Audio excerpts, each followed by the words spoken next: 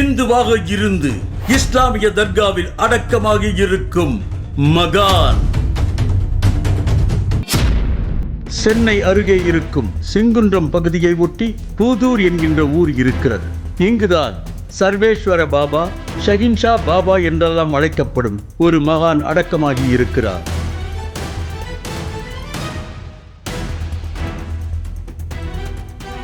இந்துக்களும் இஸ்லாமியர்களும் ஒரு சேர வழிபடும் மகானாக இவர் கூறப்படுகிறார்.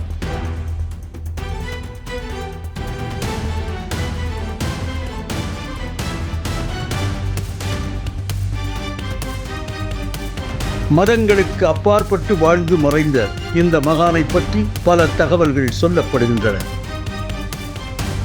சென்னை ஐனாவரம் பகுதியில் இருந்து செங்குன்றம் பகுதி வந்த இவரை ஆரம்பத்தில் பலரும் ஏளனம் செய்ததாகவும், தேநீர் கடையில் ஒருவர் தேநீரை எடுத்து இவர் மீது ஊற்றியதாகவும் சொல்கிறார்கள். அப்போது இவரது சக்தியால் அந்த தேநீர் கடையை எரிந்து விட்டது என்று கூறுகிறார்கள். அவர் வாழ்ந்தது ஓலக்கடை மார்க்கெட் ஐனாவரம்.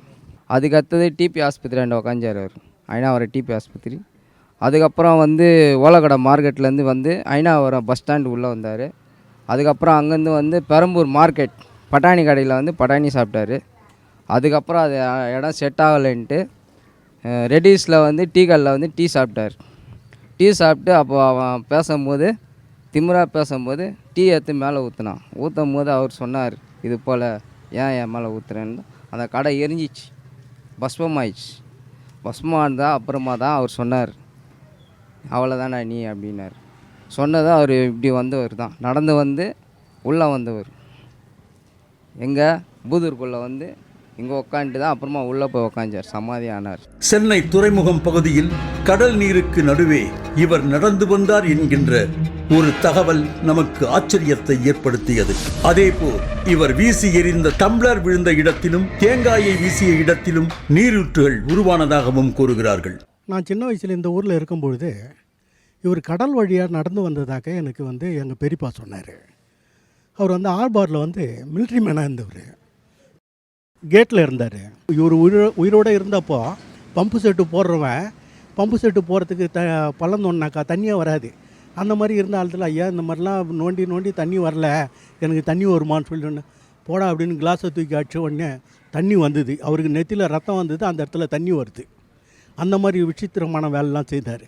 அதே போல் மழை பெஞ்சு தண்ணி வந்துக்கிட்டு இருக்கும்போது அவர் உக்காஞ்ச இடத்துல மழையே விழலை, தண்ணியே விழலை.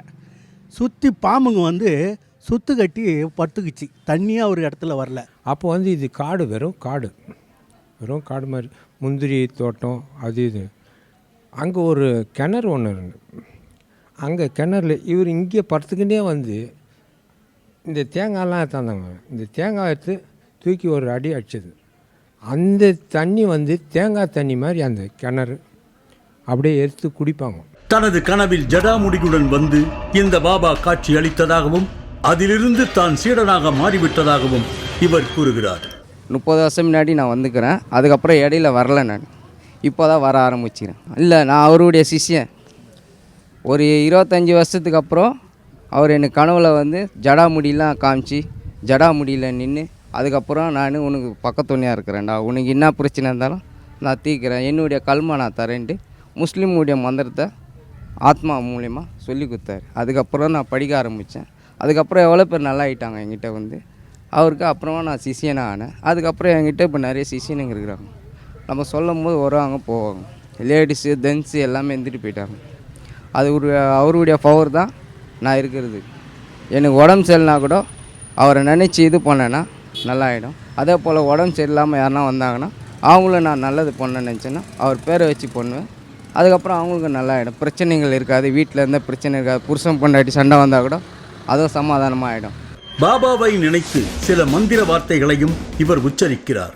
ஜல்தூர் ஜலாத்தூர் ஷாயபே கமார்த்தூ ஹர்வத்துக்கா தூரத்தியாதூர் சந்திரவழி ஷைன்ஷா பாபா பூதூர் ஷைன்ஷா பாபா இந்து வயல் வந்த பூதூர் ஷைன்ஷா மஸ்தானுடைய ஆணை சந்திரவழி ஷைன்ஷா மஸ்தானுடைய ஆணை ஹுவல்லா உனது வளம் எனது வளம் நவியண்ணா மோலானா நவியண்ணா கப கா கா கா கூ கூ கூ ஹல்லு ஹல்லு ஹல்லு ஹல்லு மார் மார் மார் மார் மஸ்தானுடைய ஆணை.